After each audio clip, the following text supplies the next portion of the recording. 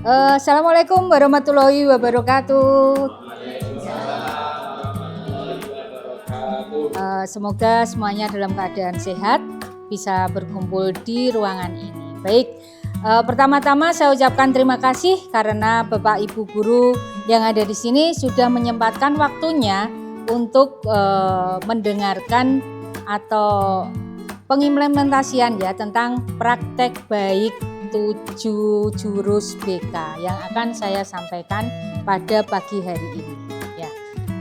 Sebelumnya pasti Bapak Ibu bingung ya, loh ini tentang BK, kenapa kok yang dipanggil guru-guru selain BK? Ya karena sekarang itu adalah BK tidak hanya guru BK.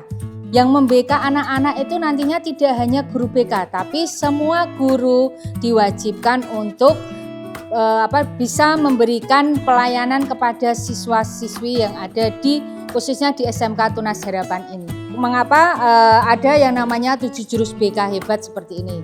Nanti diharapkan kalau di SD seperti itu nanti guru kelas itu juga diwajibkan untuk bisa memberikan konseling untuk siswa-siswanya. Begitu pula di SMK Tunas Harapan ini. Baik, sebelumnya ini adalah 7 jurus BK hebat yang akan saya sampaikan di sini. Jurus 7 BK hebat. Yang pertama adalah kenali potensi, ya, kenali potensi. Yang kedua, kelola emosi. Yang ketiga, tumbuhkan resiliensi. 4, jaga konsistensi. Yang kelima, jalin koneksi. 6, bangun kolaborasi. Dan yang 7 adalah menata situasi. Ya, tapi nanti kita akan tidak membahas semuanya. Ketujuh-tujuhnya itu kita tidak akan bahas, tapi kita akan mendalami tentang yang keempat, jaga konsistensi. Ya, jadi kita hanya mengambil satu jurus saja, yaitu jurus yang keempat, yaitu jaga konsistensi. Baik, kita jelaskan sedikit-sedikit. Ini adalah kenali potensi. Ya, jadi di sini sebentar. Guru mampu membantu murid mengeksplorasi potensi, ya, minat dan bakat melalui teknik asesmen pendidikan. Ya, jadi semua guru, tidak hanya guru BK ya, itu harus bisa menggali potensi siswa, harus bisa mengetahui bakat dan minat siswa yang Bapak Ibu ajar. Tentang gaya belajarnya seperti apa, terus tentang nanti karirnya dia akan seperti apa. Itu nanti harus Bapak Ibu pahami semuanya. Seperti itu ya. Kita akan menggunakan konsep ARKA ya. ARKA itu adalah aktivitas. Aktivitas itu nanti asesmen menggunakan aplikasi, tapi ini tidak kita bahas ya. Nanti kita membahasnya hanya di jurus yang keempat saja. Ini sekilas saja. Konsepnya seperti ini, kecerdasan majemuk, gaya belajar, seperti yang sudah saya sampaikan tadi. Oke, kita lanjut yang kedua. Kelola emosi. Ya, kelola emosi di sini adalah guru BK dan guru non BK. Ya, di sini sudah diterangkan guru non BK. Berarti tidak hanya guru BK saja. Ya. Guru non BK terampil menerapkan bimbingan langsung di kelas untuk membantu murid mengelola emosi dan stres akademik. Jadi, setiap anak itu pasti memiliki stres yang berbeda-beda, apalagi anak-anak SMK, ya kan? Anak-anak SMK seperti di sini. Permasalahannya banyak, murid banyak, permasalahannya banyak. Akhirnya kita harus bisa menyelesaikan permasalahan itu antara siswa yang satu dengan siswa yang lain dengan cara yang berbeda. Ya, jadi kita tidak bisa menyamaratakan si A punya masalah ini, si B punya masalah ini, oh penyelesaiannya sama, itu tidak.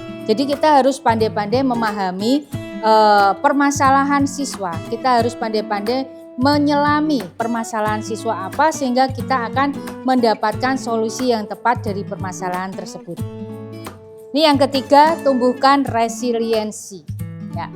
yaitu guru mampu membantu murid membentuk ground, ya, mindset yang menumbuhkan resiliensi sehingga mereka berkembang optimal pada aspek pribadi, sosial, akademik, dan karir.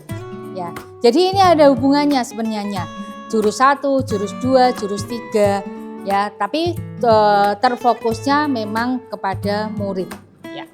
Yang keempat, jaga konsistensi. Ya, ini nanti yang akan kita dalami tentang jaga konsistensi. Guru mampu mengembangkan pembiasaan karakter positif kepada murid, ya, yang dikembangkan berdasarkan nilai-nilai agama dan budaya bangsa. Seperti itu. Oke, kita lanjut. Jalin koneksi. Yang kelima, guru BK atau konselor dan guru non-BK mampu menjalin koneksi dan melakukan komunikasi empati dalam upaya memberikan dukungan awal, ya, kepada peserta didik sesuai dengan kebutuhan psikososialnya. Oke, kita lanjut lagi. Ini yang ke-6, bangun kolaborasi. Guru BK dan guru kelas menguasai kompetensi sebagai penghubung partisipasi, ya, semesta antara keluarga, sekolah, masyarakat. Jadi kita sebagai guru harus bisa menjalin komunikasi antara ini keluarga, sekolah, masyarakat, dan media serta berbagai pihak. Jadi proses belajar mengajar itu sebenarnya ada kaitannya dengan masyarakat, dengan keluarga, dengan murid sendiri. Jadi tidak hanya semata-mata antara guru dan murid, seperti itu, ya. Ini yang ke-7 adalah menata situasi. Guru mampu mengoptimalkan peran seluruh ekosistem sekolah dalam menciptakan iklim sekolah yang aman, nyaman, dan menggembirakan. Saat sekolah menyenangkan itu, siswa baru masuk, murid baru masuk itu akan bersemangat untuk bersekolah, ya. Jadi sebenarnya ketika kita itu bisa menjaga situasi, menata situasi, kita sebagai guru hendaknya ketika permasalahan di rumah, ya sudah di rumah, jangan disangkut pautkan di sekolah. Akibatnya kalau disangkut pautkan, anak tidak salah ya kita maki-maki, kan seperti itu. Jadi kita harus memiliki dua muka ya, seperti itu. Di rumah seperti apa, di sekolah seperti apa, ya. Baik, sekarang kita lanjut saja tentang jurus yang keempat, ya. Jurus yang keempat yaitu tentang apa tadi? Iya, jaga konsistensi. Benar. Jaga konsistensi, kita tadi menggunakan sistem ARKA, ya, aktivitas, refleksi, konsep, dan aplikasi. Memang seperti itu. Jadi pertama-tama, ya, kita akan melakukan aktivitas dulu, ya. Yuk, Bapak Ibu semuanya berdiri dulu. Berdiri berhadap-hadapan. Ada pasangannya semua, ya. Ya. Silakan berhadap-hadapan. Sudah berhadap-hadapan, ya. Ya. Sekarang lakukan sweet, pink shoot. Nah, sweet dulu, sweet. Ya, yang menang itu A, yang kalah itu B, ya. Sekarang yang A dulu, yang A mengepal tangannya, terserah, senyamannya, ya. Tangannya mengepal. Yang B coba berusaha membuka kepalan tangan tersebut, ya, dengan sekuat tenaga, boh diitik-itik, boh diapakan, pokoknya sampai tangan itu terbuka, ya. Yang A tetap harus kuat, ya, kuat memegang agar tangannya tidak terbuka. Bisa? Ya, oke, monggo silakan dimulai. Yang B, ayo Mas, yang B berusaha membuka, ya, berusaha membuka sampai tangan si A terbuka. boleh digelitikin, boleh. Pokoknya bagaimanapun caranya agar tangan si A terbuka, ya. Agar tangan si A terbuka, ya. Bisa? Ada yang bisa terbuka? Belum bisa. Ayo lagi, masih ada waktu. Silahkan dibuka. Susah banget ya.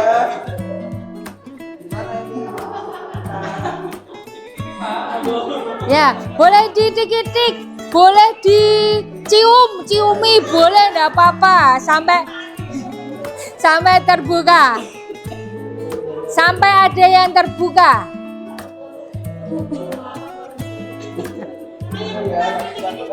Boleh, yang buka ditik-tik. Boleh, nggak apa-apa, yang penting terbuka tangannya.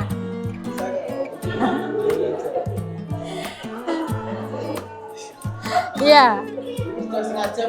Iya, nggak apa-apa. Biar lama.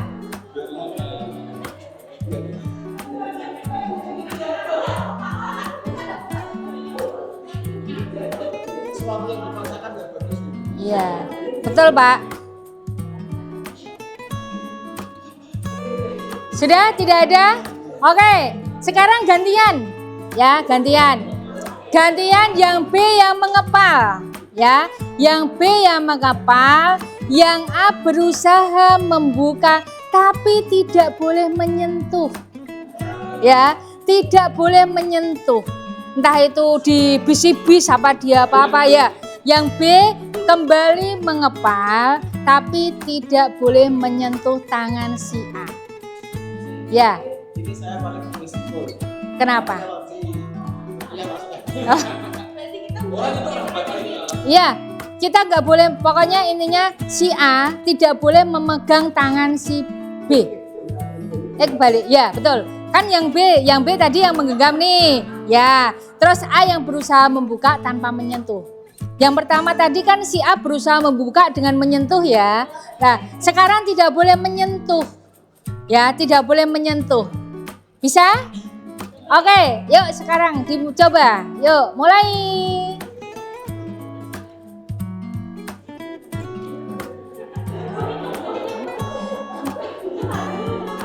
Ya, silakan.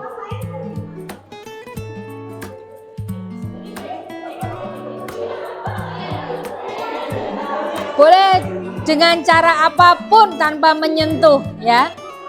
Dia dikasih uang boleh.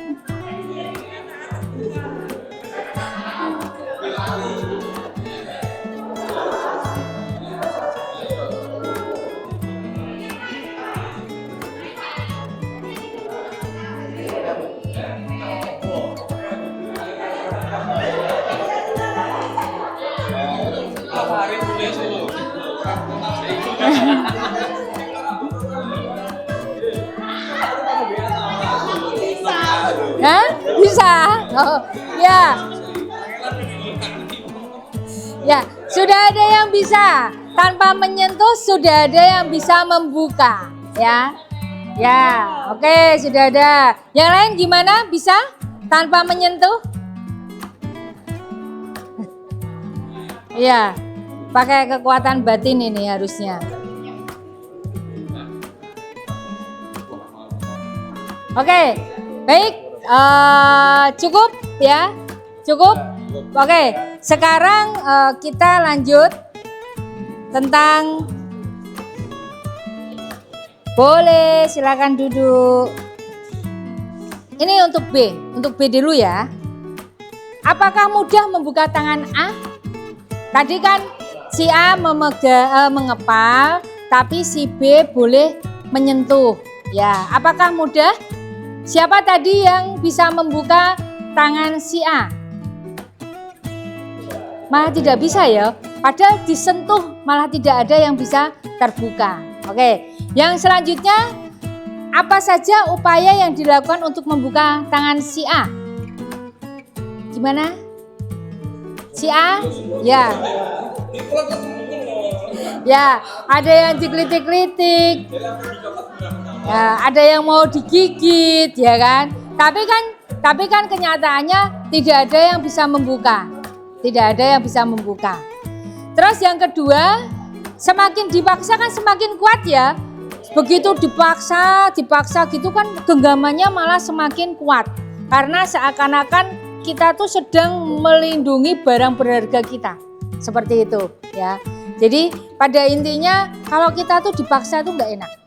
Kan seperti itu. Semakin kita dipaksa maka kita akan semakin memberontak. Ya kan seperti itu.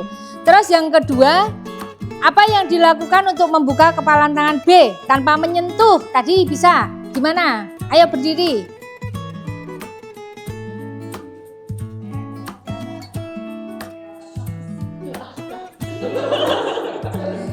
Dengan cara didoakan, ya. Oke. Terus yang kedua dari Bu Jelisa sama Bu Listi. Ya, berdiri.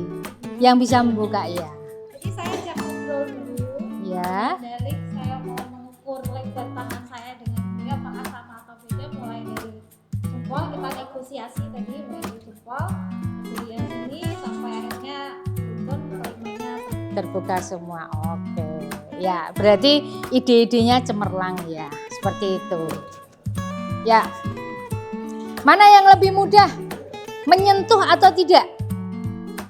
Membuka lebih mudah yang mana? Menyentuh atau tidak? Tidak ya. Ya, ternyata atas kesadaran sendiri ya.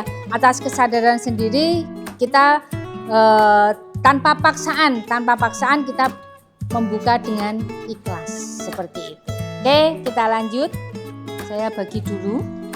Nanti bisa diisi.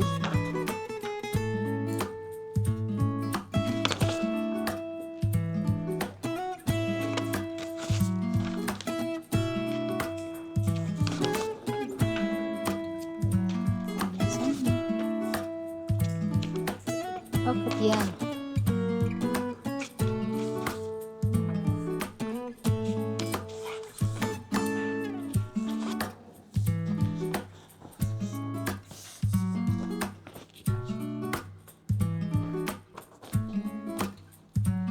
Ya, jadi di situ.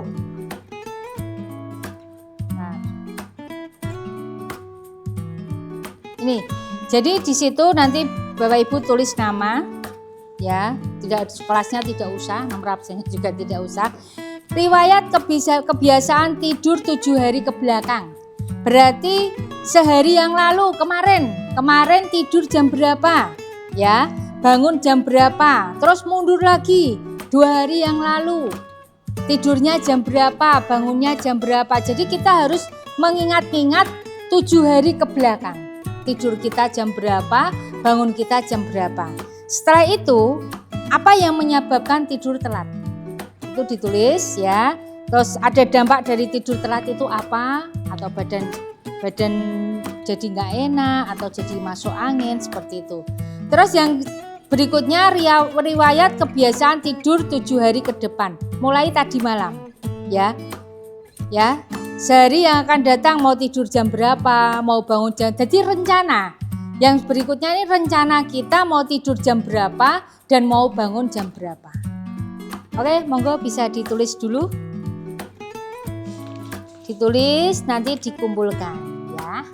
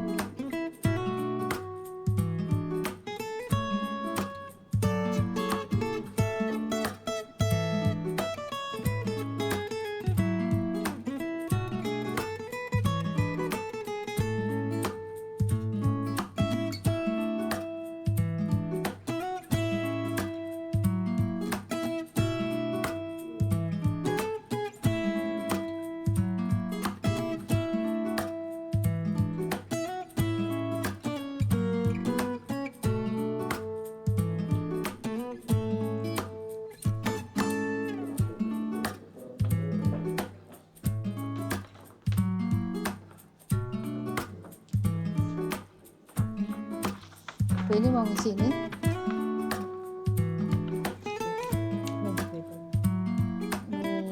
Tidur jadwal tidur 7 hari yang lalu, terus yang sebelah sini rencana tidur 7 hari ke depannya. Ya. Yeah.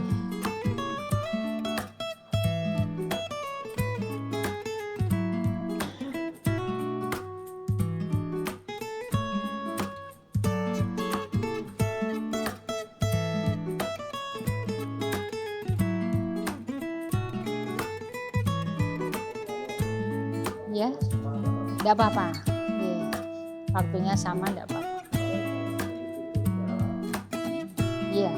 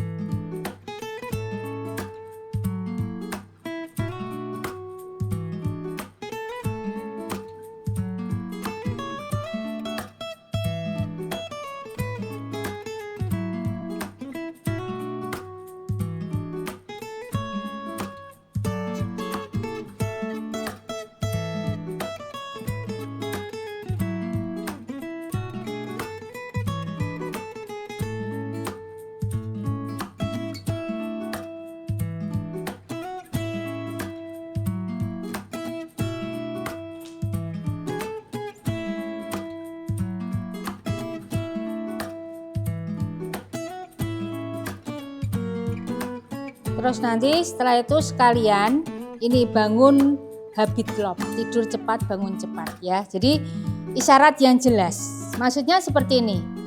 Kebiasaan ya, isyarat itu ada, buatlah kebiasaanmu itu jelas atau kelihatan. Kalau mau contoh, saya mau tidur ya kan. Jelasnya apa? 30 menit sebelum tidur HP akan saya matikan. Saya simpan, itu kan jelas. Tapi kalau selama ini kan kita tidur aja di tempat tidur sudah ya, tapi masih scroll HP, akhirnya tidurnya menjadi telat, ya kan? Nah, jadi kita akan membuat isyarat yang jelas sehingga tidur kita itu lebih cepat, ya. Tidur cepat, bangun cepat, seperti itu. Terus keinginan menarik itu apa yang akan membuat saya tidur cepat, nanti badan saya akan kembali sehat, seperti itu. Kadang kita tidur terlalu malam, bangun cepat kan juga badan kita rasanya pegel-pegel semua karena kita kan sudah umurnya udah banyak, seperti itu ya. Yeah.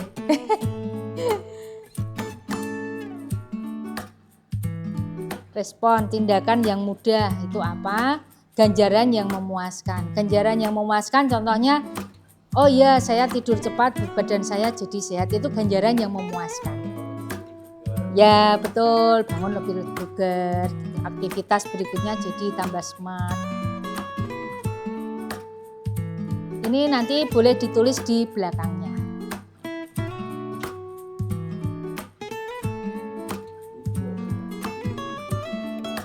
Ya. Selesaikan dulu itu.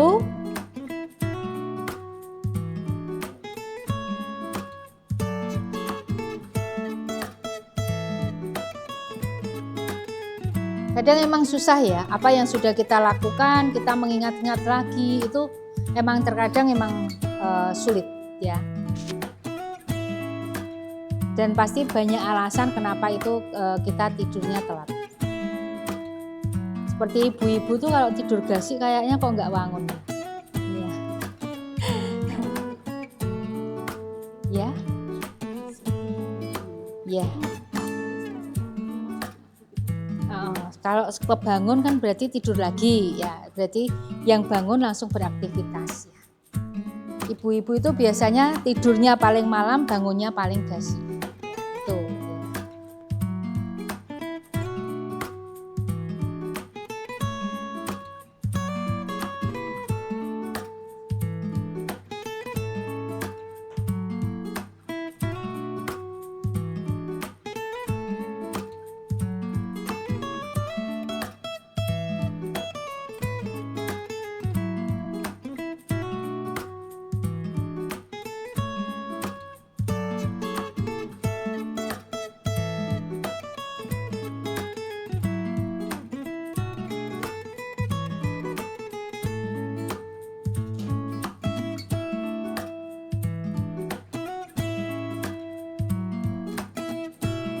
Ye.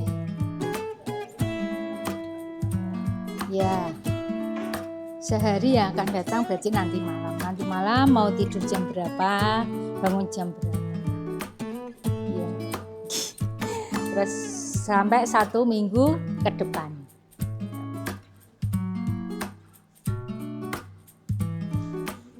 Ya. Ini adalah isyarat yang jelas. Jadi seperti tadi saya contohkan, saya mau tidur, HP harus sudah mati 30 menit ya gitu. Contohnya hanya seperti itu. Nanti bisa dengan keinginan menarik, saya bangun berarti saya harus tidur cepat biar besok saya bisa lebih segar seperti itu. Oke.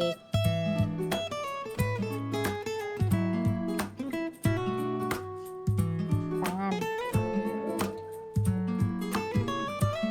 Terapi. Ya.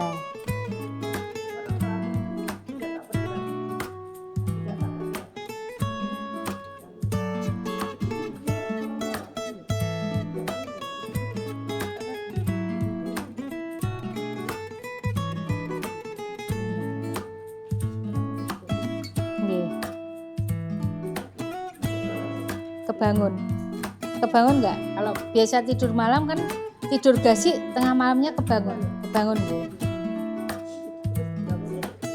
Nggak usah bangun terus, yang ditulis adalah setelah bangun terus beraktivitas ya.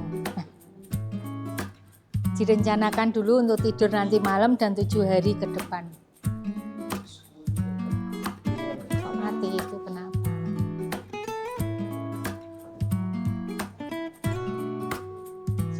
Tak urut ke sini. Mati nih.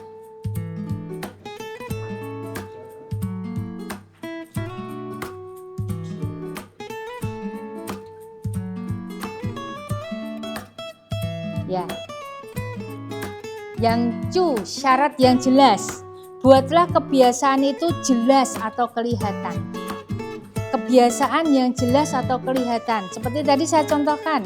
Saya mau tidur setengah 10, berarti jam 9 HP saya sudah harus mati dan saya simpan. Itu intinya, kita tidak, kalau mau sudah rencana tidur, HP itu harus dimatikan, harus jauh-jauh dari kita. Ya, itu isyarat yang jelas seperti itu.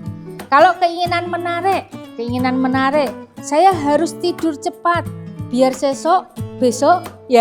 besok saya bangun lebih sehat, lebih bugar.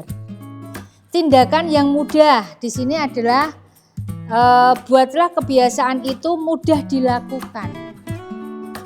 Ya, caranya gimana biar saya itu bisa tidur cepat. Gitu. Mama, pekerjaan rumah harus, biasanya kan kita itu bekerja ya, sebelum tidur rumah harus bersih kan gitu kan. Nah, di sini ada tindakan yang mudah itu, kemudahan itu, kebiasaan itu mudah dilakukan. Saya mau tidur, berarti saya harus menyelesaikan pekerjaan rumah sebelum jam 7. Biar saya bisa lebih tidur ke awal. Seperti itu. Reward. Nih, reward itu ada, buatlah sebuah kebiasaan itu memuaskan. Memuaskan untuk diri kita sendiri.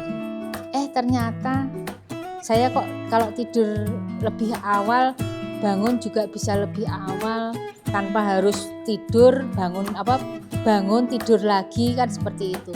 Jadi badan itu lebih bugar, lebih sehat. Ini nanti yang akan menjadi patokan untuk Bapak Ibu semua. Jadi kita harus melakukan kebiasaan itu mulai hari ini, ya, insya Allah bisa, ya. Mulai hari ini kita harus melakukan kebiasaan tersebut, ya. Reward itu buatlah kebiasaan itu memuaskan. Memuaskan itu berarti yang menurut panjenengan kalau tidur gasik, ya kan? Itu apa? Kepuasan apa yang ada pada diri jenengan?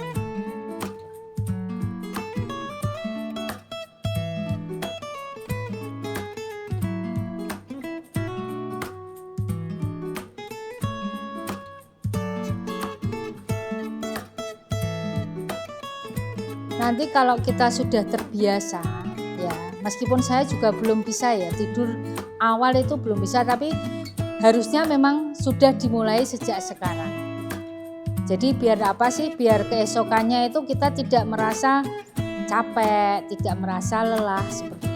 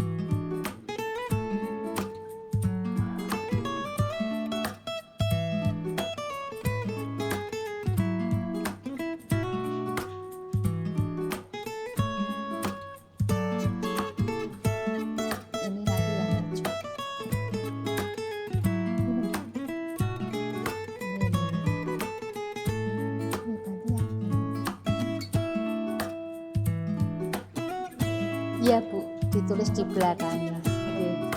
Syarat yang jelas biar kita itu bisa tidur. Jawabnya aja enggak apa-apa.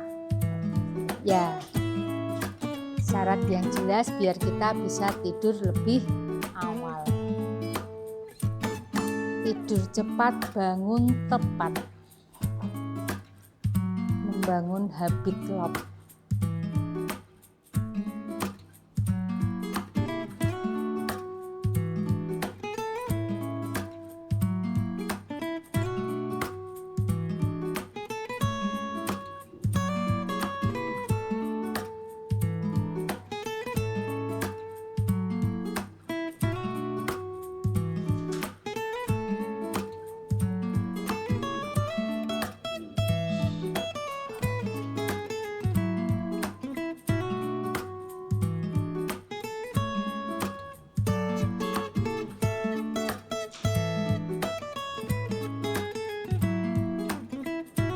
Nanti ada perwakilan untuk mengemukakan isinya, pendapatnya. Seperti itu ya.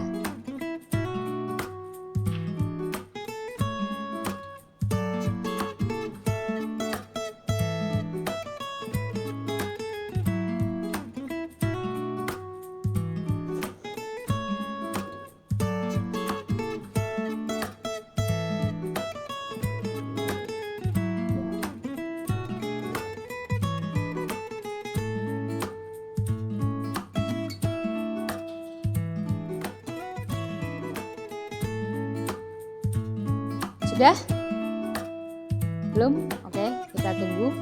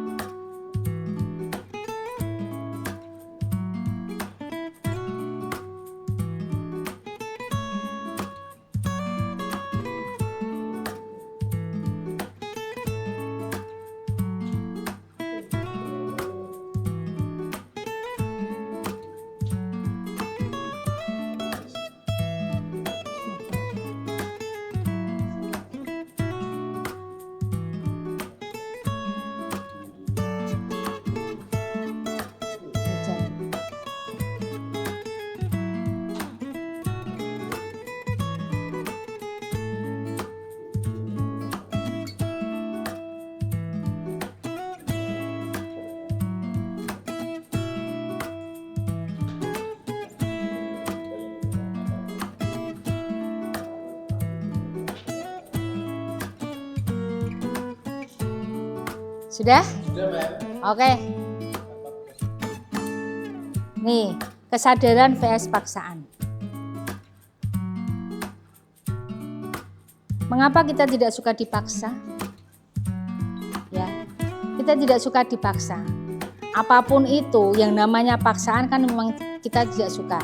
Ya, jadi mengapa kita tidak suka dipaksa dan diperintah? Kalau diperintah suka nggak? Suka nggak? Ya kadang ada yang suka, kalau terpaksa ya kadang ya tergantung perintahnya. Betul. Kebutuhan dasar manusia ingin dihargai. Ya, semakin kita dipaksa, mau kayak disepelekan seperti itu kan? Ya, jadi kebutuhan dasar manusia itu adalah ingin dihargai, otonomi atau kemerdekaan. Ya, jika otonomi dan kemerdekaan diusik, maka apa? Ya, kita akan memberontak. Seperti contoh ini, kesadaran vs paksaan. Ketika kita di jalan, dulu ada ya di STT ya, kayak ada tulisan jangan tengok kiri. Ya, tapi apa yang kita lakukan? Kita malah tengok kiri. Padahal sudah ada perintah jangan tengok kiri, tapi kita malah tengok kiri.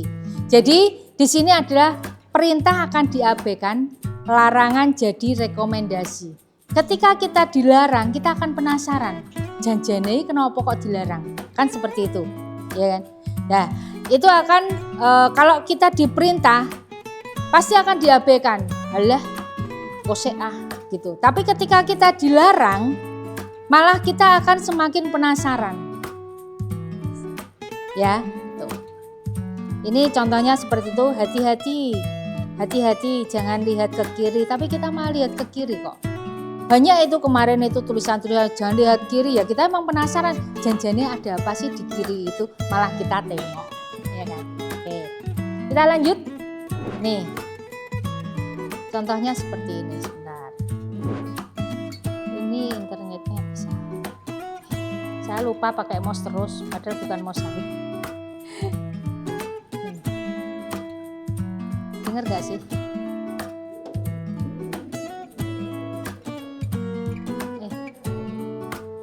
Ini udah kan ya suaranya ya sebenarnya ya?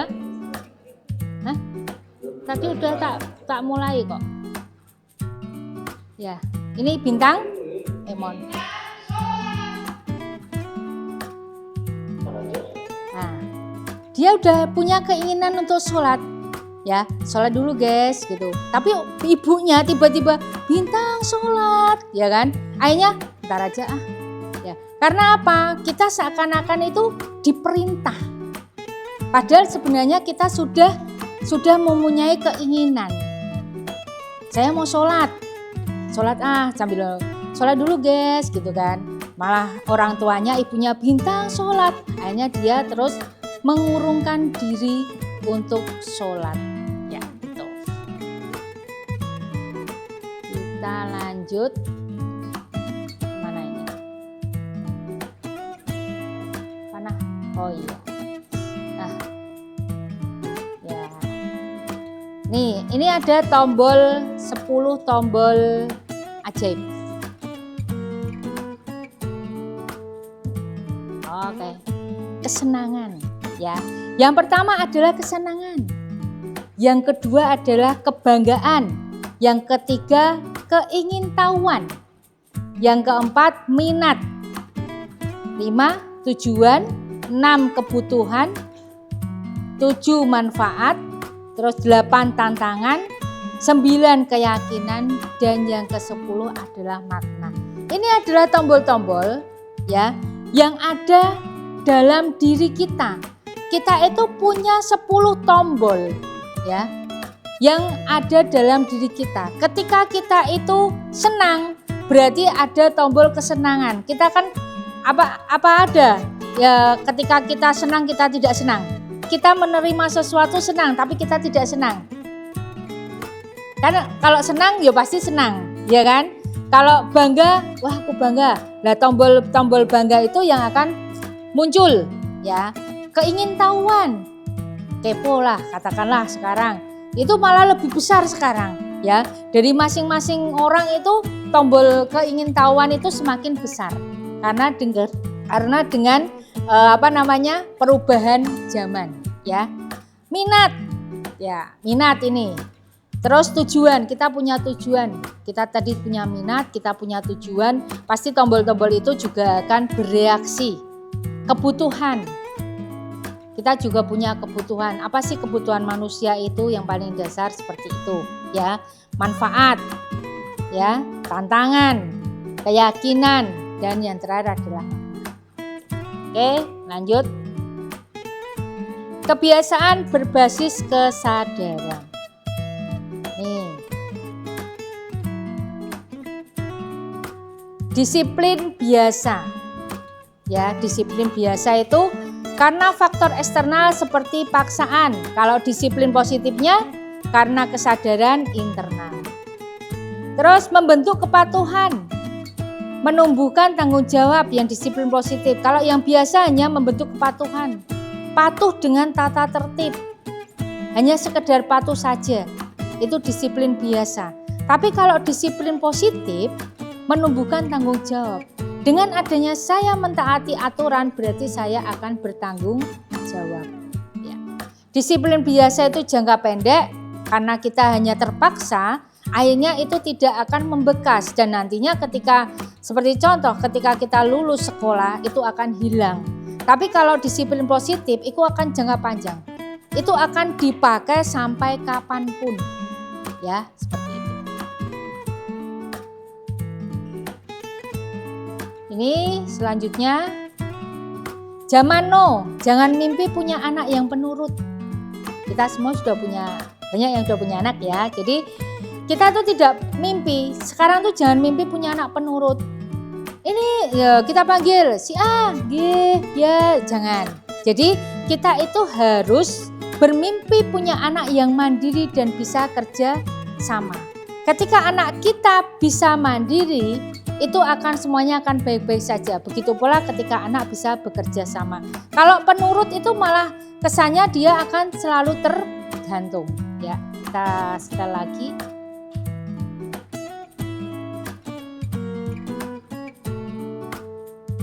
Yang mana jangan mimpi punya anak penurut, kita justru akan frustrasi. Mimpi punya anak yang mandiri dan bisa bekerja sama. Jadi menanamkan disiplin, menanamkan peraturan itu dengan cara kerja sama, dengan cara dialog, diskusi, dua arah lah. Anak juga tanya kenapa begini, kenapa nggak boleh begini, diberi penjelasan dengan tenang.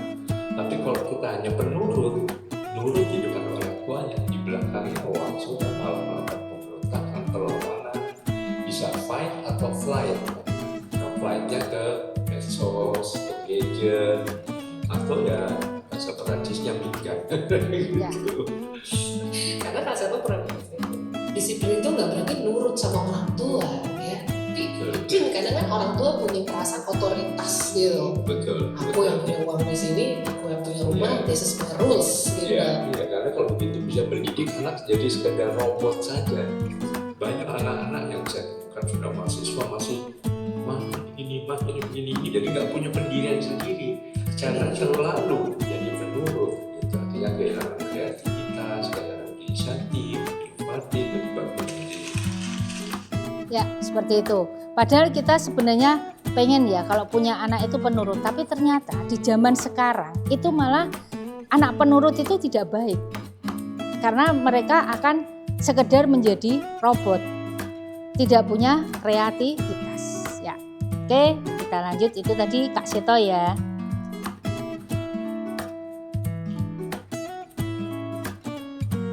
Nih, bagaimana kebiasaan terbentuk? Kebiasaan terbentuk itu dari isyarat. Ya, pertama keinginan, isyarat, keinginan. Terus kalau sudah itu ada yang namanya reward. Ketika kita mendapatkan sesuatu atau berhasil, itu sebenarnya harus ada reward. Untuk apa sih? Untuk memacu semangat anak tersebut. Tapi selama ini kan sudah biasa aja. Tapi sebenarnya reward itu penting. Penghargaan untuk anak itu sebenarnya penting. Kemudian, tuh. Oke, sebentar kita lanjut lagi. Jadi kesadaran menuju kebiasaan yang konsisten. ini ada anak yang berlari. Dia kepinginnya lari. Aku mau lari sehari 10 km. Sehari 10 km. Akibatnya apa? Apakah dia akan berlari terus 10 km per hari? Tidak kan? Ya, dia tidak akan bisa konsisten karena terlalu panjang, jarak tempuhnya terlalu panjang. Sehingga mungkin di hari pertama oke lah, hari kedua oke, hari ketiga oke, hari keempat agak menurun, kelima sangat menurun, keenam, ketujuh akhirnya tidak sama sekali. Karena apa? Mereka konsisten itu sebenarnya penting, tapi kita harus melihat dari segi konsisten itu apakah kita mampu. Kita harus memiliki target, tapi target itu jangan terlalu tinggi. Kita harus memiliki target sesuai dengan apa yang ada pada diri kita, sesuai dengan kemampuan kita. Ya, seperti ini. Ini sama juga dari kesadaran menuju kebiasaan yang konsisten. Aku mau lari sehari, ini juga tidak bisa terlaksana, ya. Dinosaurus itu ada pada diri kita. Sebenarnya diibaratkan otak kita itu ada dinosaurusnya, seperti itu. Jadi ketika lari terus itu tidur, dinosaurusnya tidur. Tapi setelah capek, ya kan? Setelah capek maka dia tidak akan tinggal diam seperti itu. Ya, kita lanjut.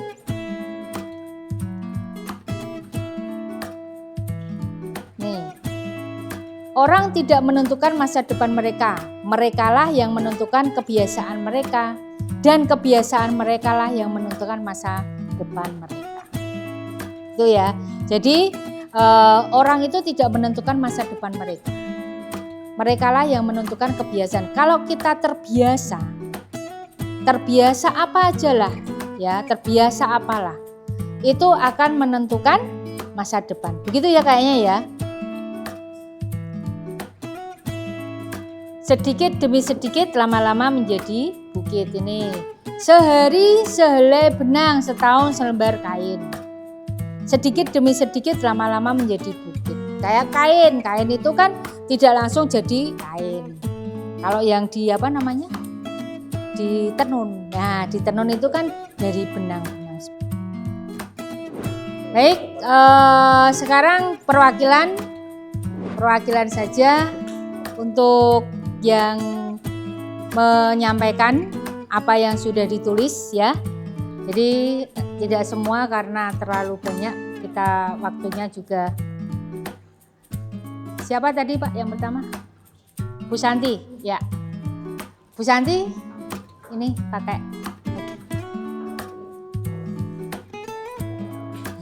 Baik, Assalamualaikum warahmatullahi wabarakatuh. Izin, saya ingin menyampaikan riwayat kebiasaan tidur. Saya Santi Handayani.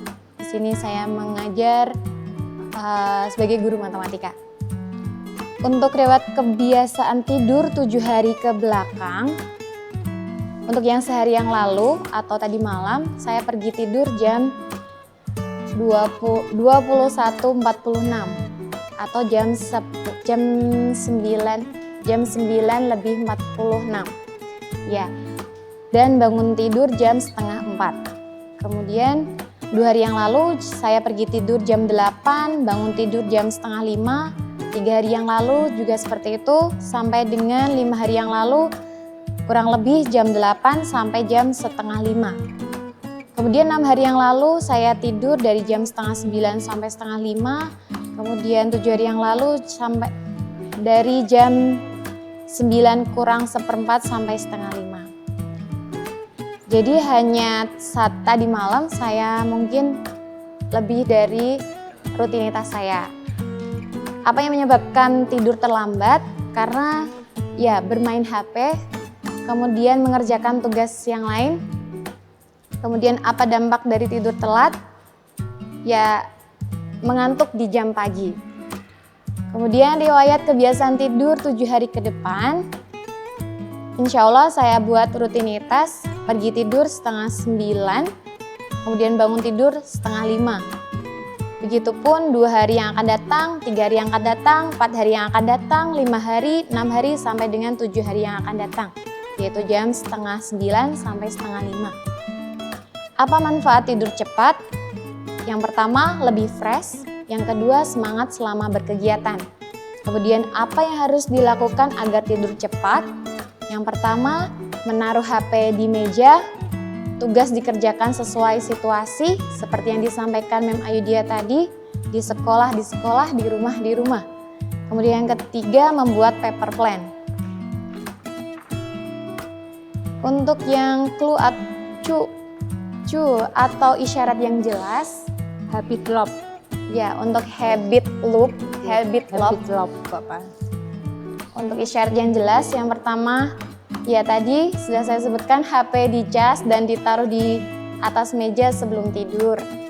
Kemudian untuk crave atau keinginan yang menarik, HP yang ditaruh atau dijauhkan dari saya sebelum tidur itu bisa lebih fokus untuk deep talk dengan keluarga, dengan anak-anak, dengan suami.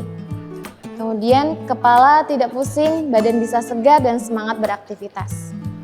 Untuk respons atau tindakan yang mudah, saya mengevaluasi setiap kegiatan sebelum tidur. Dari kegiatan sebelum tidur ditata lagi waktunya biar sebelum tidur bisa fresh atau bisa tertata semuanya. Kemudian untuk reward atau ganjaran yang memuaskan untuk saya, yang pertama bisa datang di sekolah sebelum waktunya atau 15 menit sebelumnya. Kemudian yang kedua bisa rutin mengaji setelah sholat subuh. Terima kasih, itu dari saya. Wassalamualaikum warahmatullahi wabarakatuh. Waalaikumsalam warahmatullahi wabarakatuh. Ya, selanjutnya.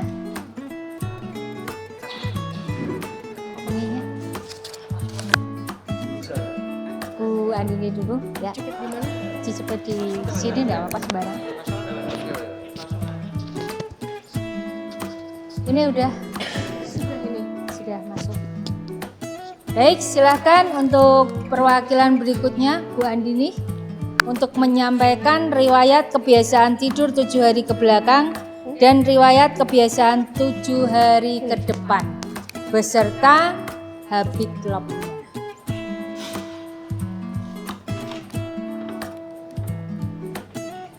Baik, Assalamualaikum warahmatullahi wabarakatuh. Waalaikumsalam warahmatullahi wabarakatuh. Sebelumnya perkenalkan, saya Andini Ramadanti. Di sini saya mengajar sebagai guru BK. Saya akan membacakan riwayat kebiasaan tidur saya 7 hari ke belakang. Mulai dari yang sehari yang lalu, itu saya, berarti tadi malam, saya pergi tidur jam 22.00, berarti jam 10, dan bangun tidur jam 4:15. Untuk 2 hari yang lalu, saya pergi tidur jam 9 dan bangun jam 4 pagi. 3 hari yang lalu, mulai tidur jam 8 dan bangun jam 3:15. Kemudian 4 hari yang lalu, tidur jam 20.30 atau setengah 9 dan bangun jam 4 pagi. 5 hari yang lalu tidur jam 9, bangun jam 4:10. 6 hari yang lalu tidur jam setengah 10, bangun jam 4:15. 7 hari yang lalu tidur jam 9 dan bangun tidur jam 4. Jadi tidur yang paling telat tadi malam jam 10. Apa yang menyebabkan tidur telat? Yang pertama karena mengerjakan pekerjaan rumah dulu. Terus yang kedua karena bermain HP. Apa dampak dari tidur telat? Yang pertama mengantuk di pagi hari, dan yang kedua badan terasa tidak fit. Kemudian riwayat kebiasaan tidur 7 hari ke depan yang insya Allah akan saya lakukan. Mulai dari sehari yang akan datang sampai 7 hari yang akan datang, insya Allah maksimal tidur jam 9 dan bangun jam 4 pagi. Apa manfaat tidur cepat? Yang pertama, jelas badan terasa lebih bugar, lebih fit. Kemudian juga suasana hati juga pasti jauh lebih baik. Terus yang ketiga, juga tidak merasa mengantuk di pagi hari. Kemudian apa yang harus dilakukan agar tidur cepat? Yang pertama, menghindari bermain HP apabila sudah mendekati waktu tidur. Terus yang kedua, menyelesaikan pekerjaan rumah lebih awal. Untuk yang habit loop, jadi yang yang pertama itu isyarat yang jelas itu tidur malam maksimal jam 9 dengan menghindari bermain HP atau maksimal bermain HP jam 8:30. Untuk yang kedua, crave itu ingin bangun lebih awal jam 4 supaya badannya terasa jauh lebih fit. Yang ketiga, respon untuk menyelesaikan pekerjaan rumah maksimal jam 8:30.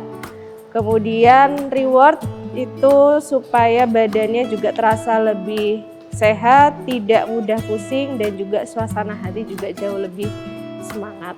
Ya. Terima kasih. Assalamualaikum warahmatullahi wabarakatuh. Waalaikumsalam warahmatullahi wabarakatuh. Ya, selanjutnya Bu Jelisa.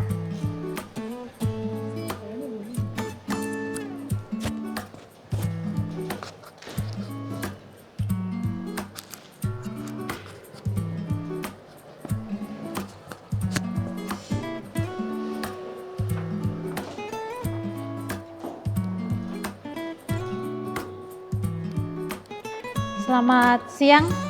Siang. Terima kasih untuk kesempatannya. Saya Jelisa Arlistiana mau mencoba menyampaikan riwayat kebiasaan tidur saya 7 hari ke belakang.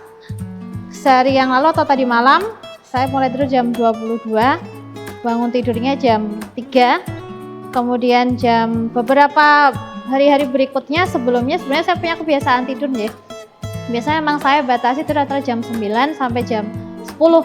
Karena saya kalau mulainya lebih pagi, saya pribadi kedepannya lebih menyenangkan kalau buat saya pribadi.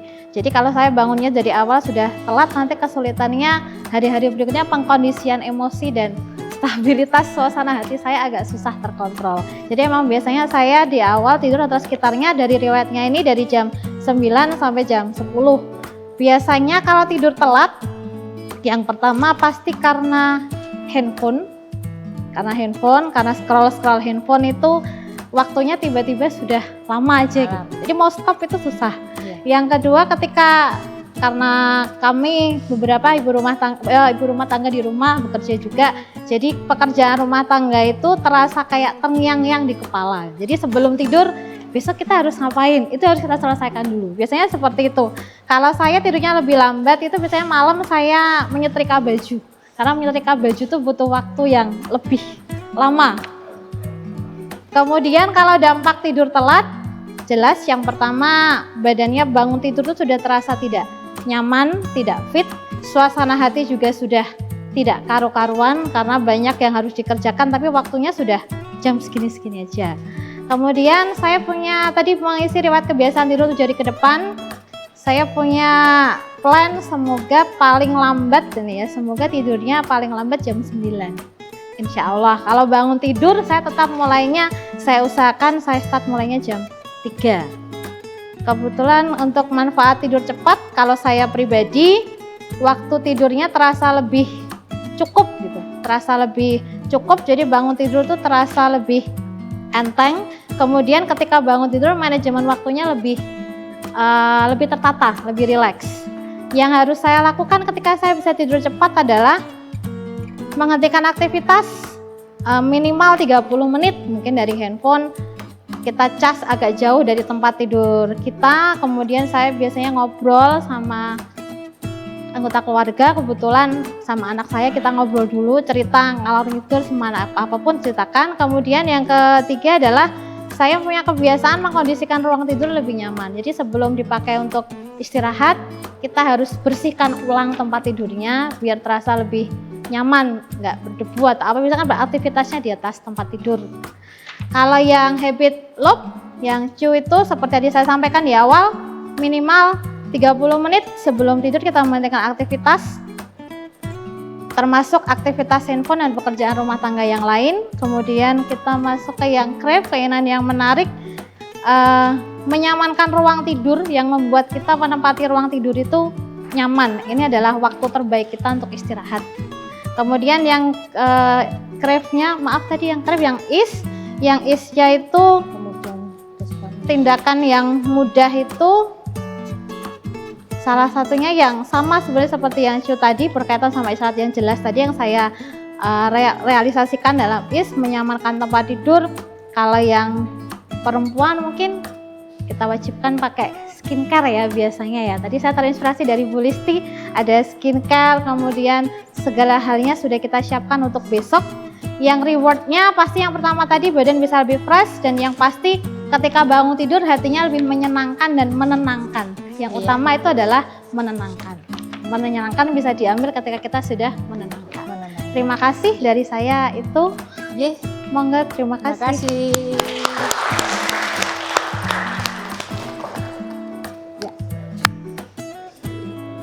Jadi tidak, waktunya masih panjang. Nanti Bu Eni berkenan nggih? Nggak usah.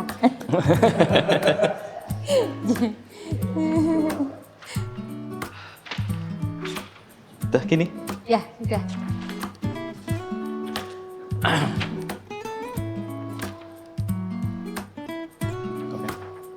Assalamualaikum warahmatullahi wabarakatuh. Waalaikumsalam warahmatullahi wabarakatuh. Perkenalkan, nama saya Muhammad F. Di sini saya mengajar di materi atau pelajaran agama Islam. Di sini saya akan menyampaikan beberapa hal, yaitu diantaranya yang pertama riwayat kebiasaan tidur 7 hari ke belakang dari saya.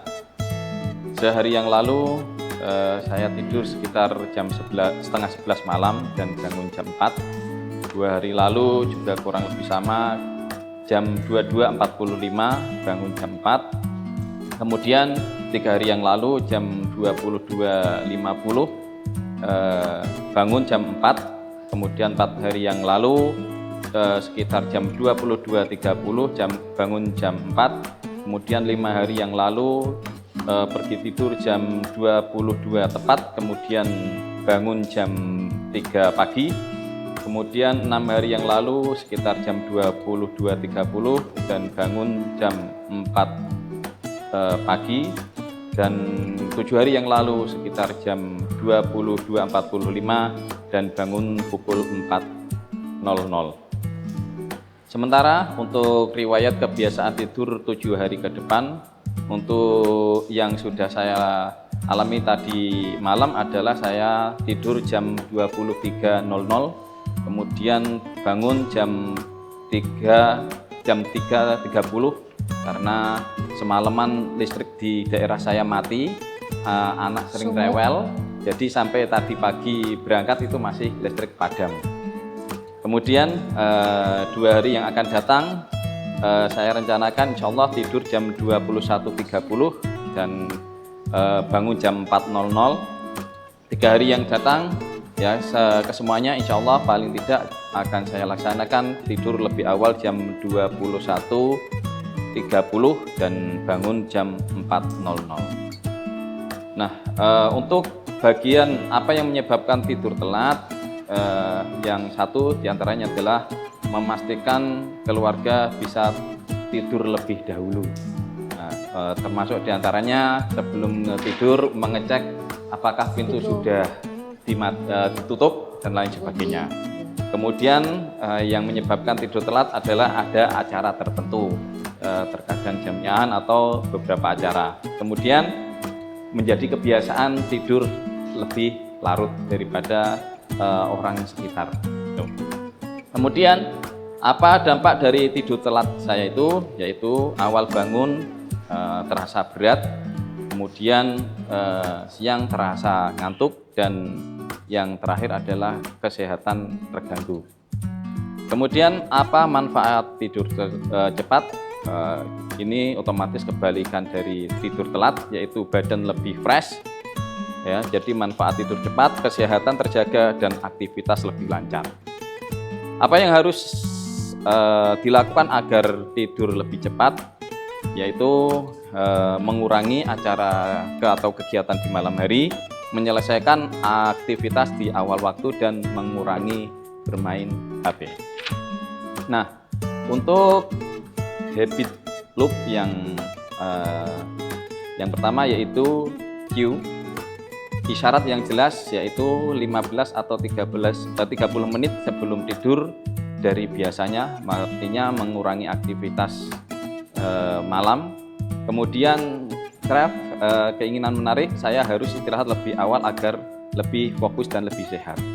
Kemudian respon tindakan yang mudah menyelesaikan pekerjaan sebelum jam 21.30 dan melakukan aktivitas yang cepat membuat ngantuk, yaitu diantaranya ngaji. Itu biasanya cepat ngantuk. Oke. Kemudian reward, ganjaran yang memuaskan, yaitu badan menjadi lebih fit dan kesehatan terjaga. Demikian yang bisa saya sampaikan. Terima kasih. Wassalamualaikum warahmatullahi wabarakatuh.